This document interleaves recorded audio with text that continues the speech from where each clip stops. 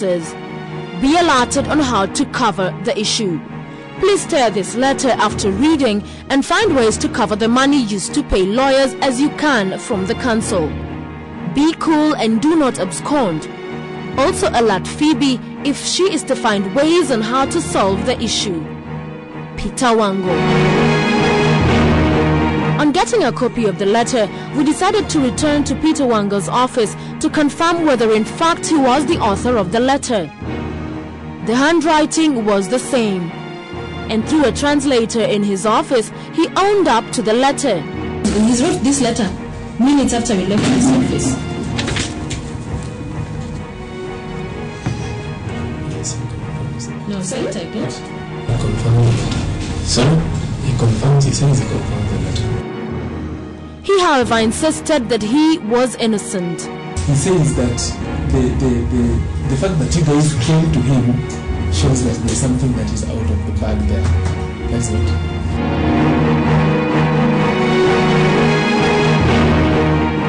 Bank documents in our possession show a payment of 3.9 million shillings was made to the lawyers. It is unclear if or how the other payment was made. United Disabled Persons of Kenya chairperson Helen Obande, to whom the letter was addressed, rejected our request for an interview. Hello. Hello, is this Helen Obande? Yeah? Is this Helen? Yes. My name is Sophia. I'm calling from KTN. Yes. We wanted to request an interview with you. Are you available for one today? For which one? An interview with you. On what? UDPK. About what? Just how it's run and your functions and what you do. And the funds, yeah. Because, you know, is that Sophia Wanula? Yes, it is. Because I'm aware of what is going on, Sophia. What are you aware of? Huh? What exactly do you know? I know. What? I know what you guys are doing. So I don't mind talking to the media, but you have to tell me exactly what you want. Because I'm aware of what you people are doing. I find it very odd. I think in March you guys went to Mr. Wango, who is deaf and is our board member. You interrogated him, and I don't know why you are going to board members and I'm here in the office. I thought you have gone round. So are you investigators or what are you? We're journalists. You have contravened that trust because you've already gone behind my back trying to dig out information. So by the time you're coming to me, I think it's too late. You should have come to me first. I'm sorry. Sophia, please just go ahead and do your story.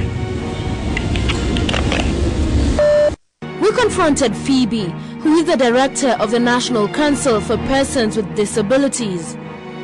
In the letter, Wango asks Helen to warn Phoebe. We presented her with a proposal. Yeah, I'm aware of this. We asked whether the 15 million shillings was released. I can't remember until we go to our books. I don't think we funded the whole amount. Is this the only proposal for a fake project that the National Council has approved? How many other tricks do senior officials in the National Council for Persons with Disabilities use to rob persons with disabilities? How much money has been lost to such scams? This as Hassan Msoy and his wife have lost their son, waiting for funds that never came. A worrying situation with the most vulnerable group in society, children affected.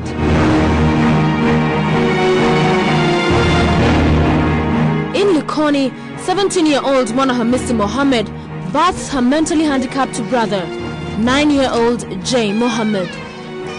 Even though she's not old enough to get a national identity card, Mwanahamisi is the head of an orphaned family of 5.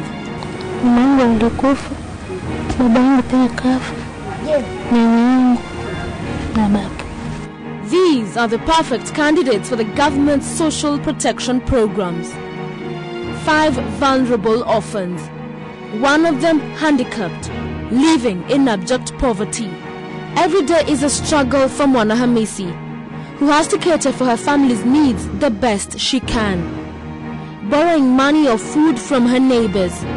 At times, the family goes without food for days. Tonight is one of the better nights.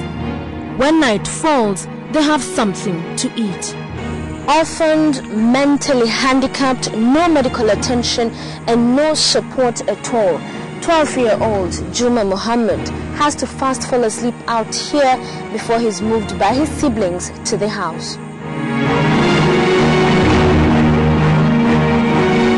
The following day, we decided to accompany Mona Hamisi to the District Gender and Social Development Office. Here we hope she can get some help from officers working for the Ministry of Gender, Children and Social Development. We wait outside as a volunteer accompanies Mona Hamisi to the district officer's office. Here she was asked to pay 1,000 shillings to register before she can be considered for funding. Katika kwenda kuregister ndio pesa, lakini sasa kwa sababu hii certificate ninayo, nasema hiyo tutatumia, lakini kuirenew tutahitaji pesa kwa renew 1,000. With no money and no help, she's turned away. If there is a family in Likoni that should be considered a priority in receiving help from the government, this is it. So why are Mona Hamisi and her siblings out in the cold? Mona Hamisi cannot go to school. She has to stay home to care for Jay. This family should be receiving funds from the government through the cash transfer program. It is a program meant to send cash to persons with severe disabilities like Jay. Those by virtue of their disability cannot work or even be left alone. In Kenya, the money is transferred to these special groups of people through the post office. Last year, the National Council allocated 25 million shillings to cash transfer program. However, only 9 million shillings was sent to persons with severe disability. It is the use of the remaining 16 million shillings that raises further questions. Government officials say that 10% of money for any program goes to facilitate the program. In this case then, 250,000 shillings would have been used to facilitate disbursement of 24,750,000 shillings. However, that was not the case. Persons with severe disabilities only received 9 million shillings.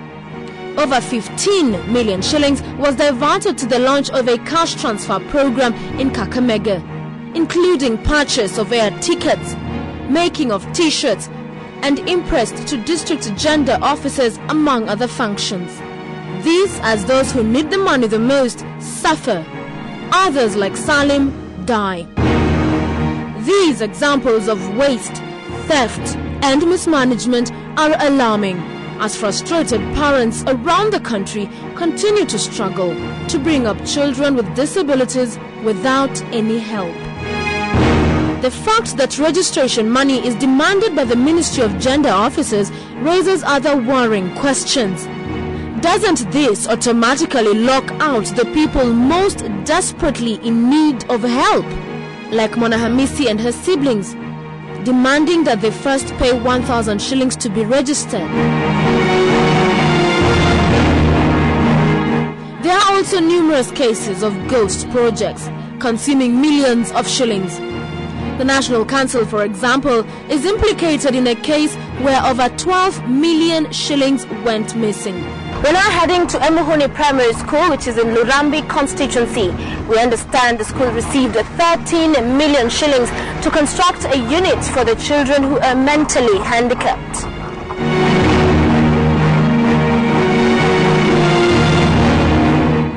The National Council for Persons with Disability, via check number 001191, is seen here as sending Emuhuni Primary School in Kakamega 13 million shillings.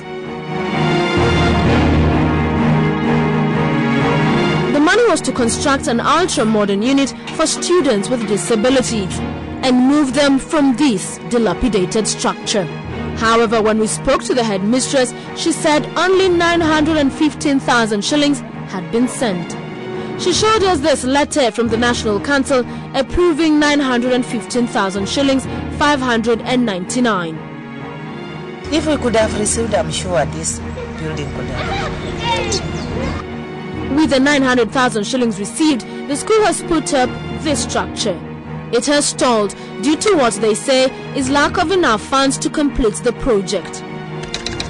What happened to the extra 12.1 million shillings that was meant to go to the school? Let me confirm. I cannot talk about it unless I confirm that. And I don't think it is true. There are numerous opportunities for theft of the funds. Making cash withdrawals is said to be the easiest way to steal, as organizations can lie about what use the money was put to.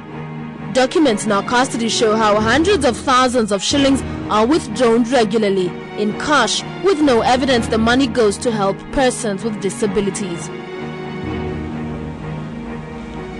KTN has been able to obtain bank statements for the National Council for Persons with Disabilities as well as the National Development Fund for Persons with Disabilities.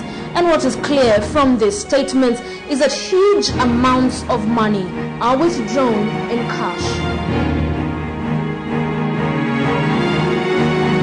Between November 2009 and March 2012, the National Council for Persons with Disabilities has made cash withdrawals totaling 33,962,267 shillings.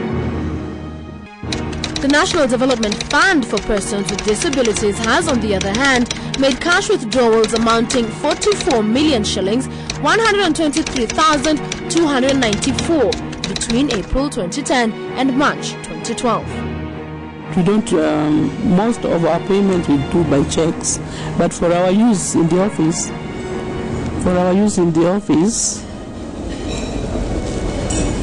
because our petty cash is 100,000, we can go up to 100,000 for the petty cash in the office. Yeah. Unless there's something, for example, if we are going for training, people must be given cash. For many mentally handicapped people in Kenya and their families, life is a terrible ordeal. Take 80-year-old Paris Womboy in Subukia. For close to 2 decades, she has had little choice but to tether her grandson to this tree. James Karaoke is now 25 years old, but he has the mental capacity of a child. Karaoke is tethered like an animal, enduring whatever the weather brings if his grandmother is not around to untie him.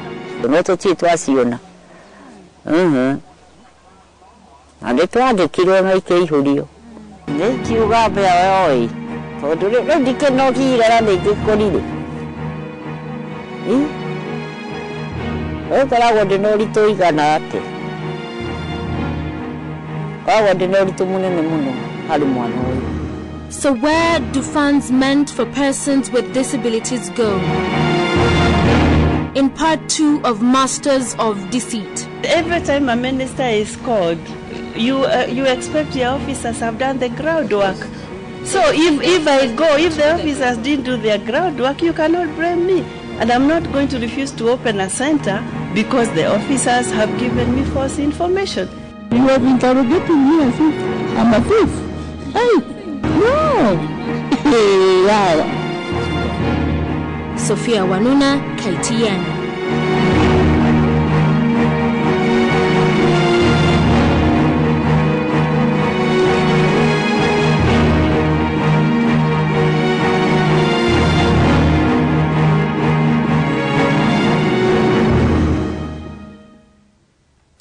Part 2 of Masters of Deceit to come to you tomorrow, but it's a damning report. As you've seen, Sophia Wanuna has been working on it for months now, and I think it's just heartbreaking. It's heartbreaking, but what's encouraging is the fact that there are people who are ready to speak up for these people. In some cases, I saw Karaoke there, being tied to a tree. But it's good that they're being spoken about now, and probably something will be done. I think that's the most important part. All right. Now, if you want to raise your voice on this issue, Do tell us what you think. 8040 is our SMS number. Share your views, your opinions, or even suggestions. We'll be happy to share them with you at the end of this bulletin. Right now, though, we take a short commercial break. When we come back, we bring you the sports.